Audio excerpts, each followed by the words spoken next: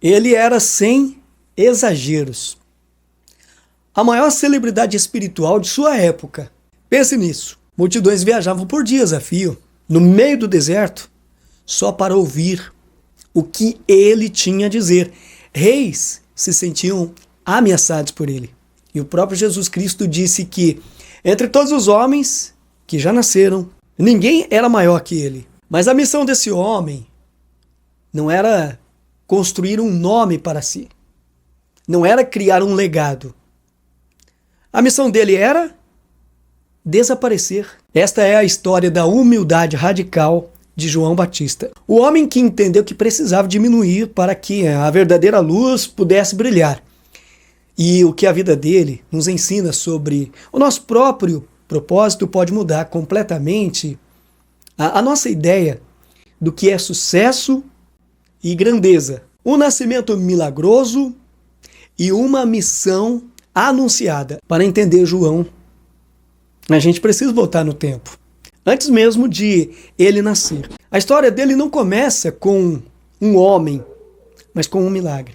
Seus pais, Zacarias e Isabel, eram um casal de idosos conhecidos por sua fé, mas carregavam uma dor. Isabel era estéril, e naquela cultura isso não era só uma tristeza pessoal. Era visto como uma vergonha, quase um sinal de que Deus não estava com eles. Mesmo assim, eles continuaram servindo a Deus. Até que um dia, enquanto Zacarias estava trabalhando como sacerdote no templo, o anjo Gabriel apareceu para ele.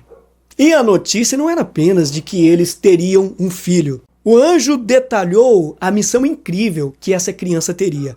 Ele seria cheio do Espírito Santo desde o ventre e viria com o Espírito e o poder do antigo profeta Elias para preparar o povo para a chegada do Senhor. Não era um nascimento qualquer, era algo que os profetas do Antigo Testamento, como Isaías e Malaquias, já anunciavam há séculos. Eles falaram de uma voz que clama no deserto para preparar o caminho do Senhor. Desde o primeiro momento, a vida de João não era sobre ele.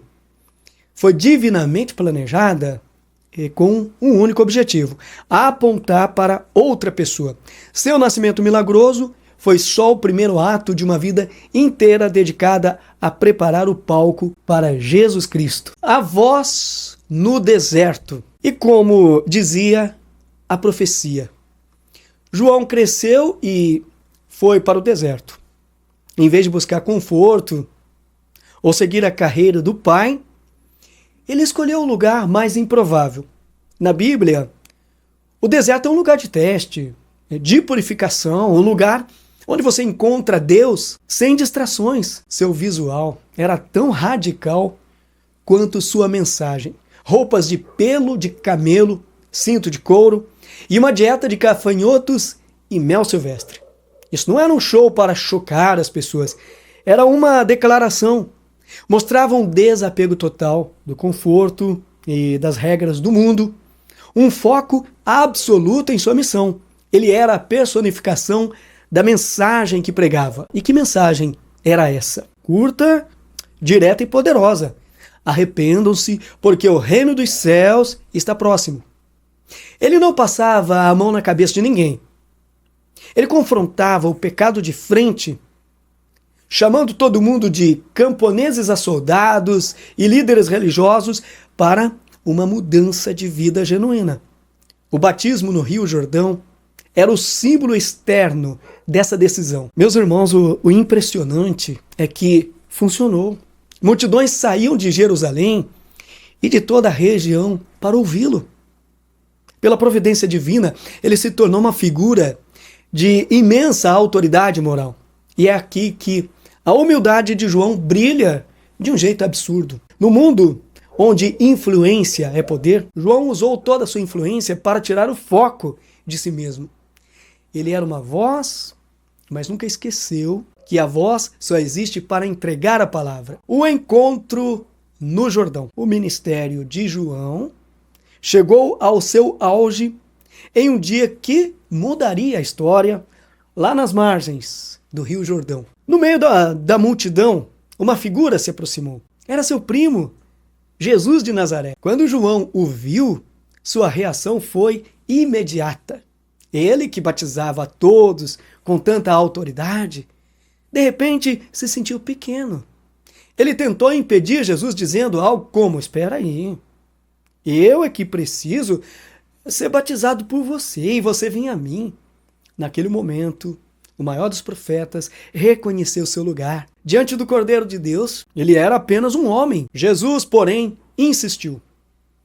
Deixa assim por enquanto. É necessário que façamos isto para cumprir toda a justiça. Com isso, Jesus não estava admitindo ter pecado.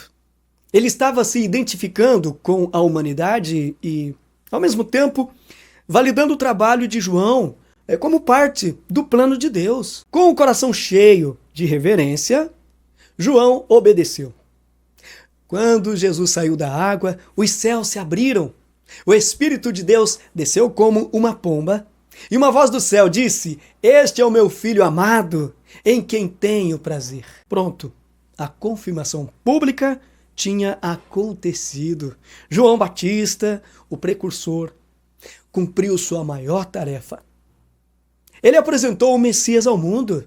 A partir daquele instante, sua missão entraria na fase final e definitiva, a fase de diminuir. É necessário que eu diminua. Depois daquele dia, a dinâmica mudou.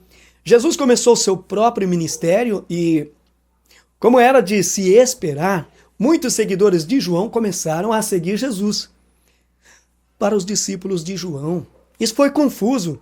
Eles foram até seu mestre, preocupados, quase com ciúmes, e disseram: mestre, aquele que estava com você lá no Jordão, agora ele está batizando e todo mundo está indo atrás dele. A resposta de João Batista é, talvez, a declaração de humildade mais forte de toda a Bíblia. Zero ressentimento, zero inveja.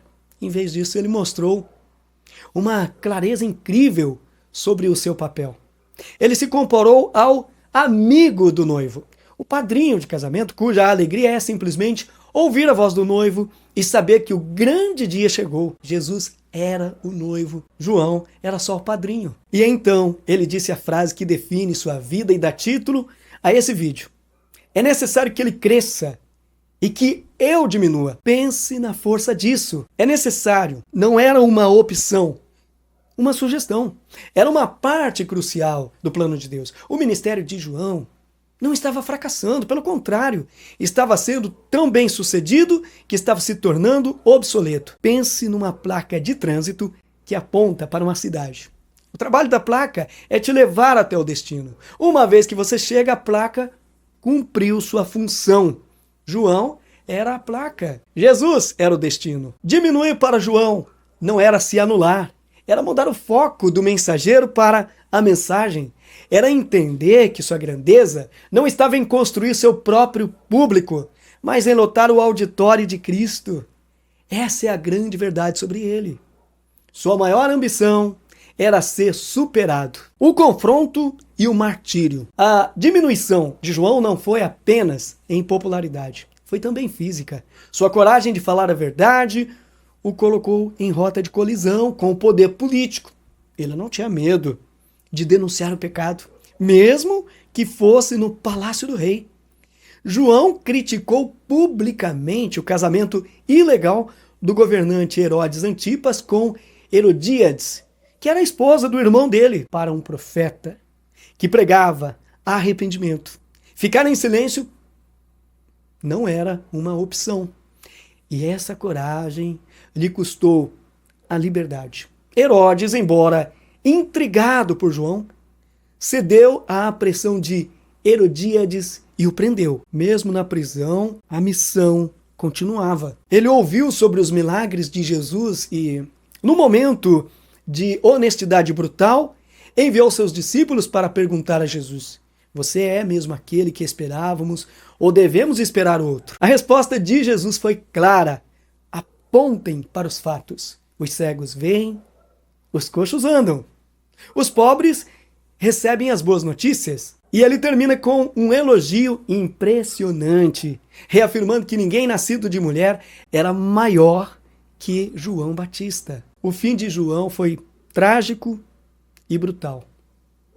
Numa festa de aniversário, a filha de Herodíades dançou para Herodes, que, bêbado e empolgado, prometeu dar a ela o que quisesse. Influenciada por sua mãe vingativa, a jovem pediu a cabeça de João Batista numa bandeja. O rei, preso pela sua promessa pública, cedeu. Mas o martírio de João não foi um fracasso. Foi seu último ato de diminuir. Ele deu sua vida, não por uma causa política, mas pela verdade que ele mesmo proclamou. Ele foi o precursor do Messias. Ele morreu como viveu.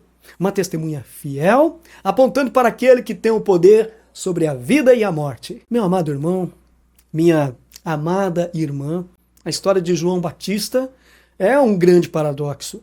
O homem que Jesus chamou de o maior de todos foi grande justamente porque buscou ser o menor. A vida dele nos força a olhar para as nossas definições de sucesso.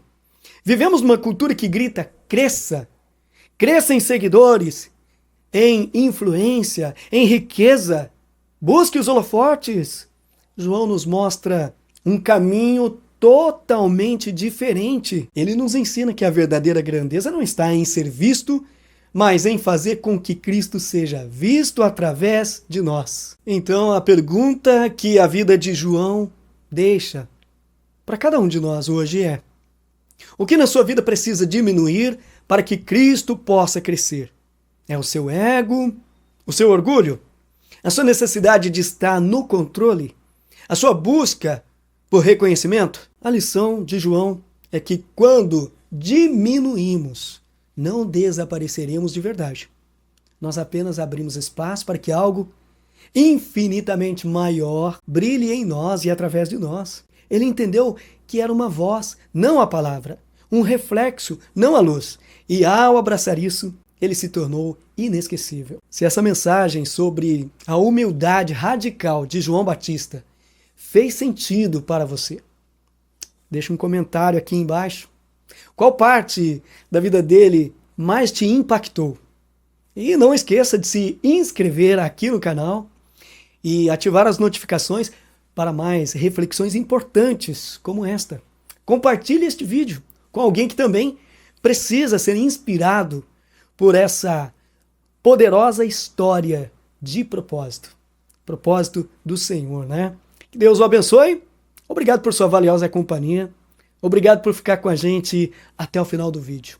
Deus abençoe ricamente a sua vida. Até o nosso próximo encontro aqui no canal, se Deus quiser.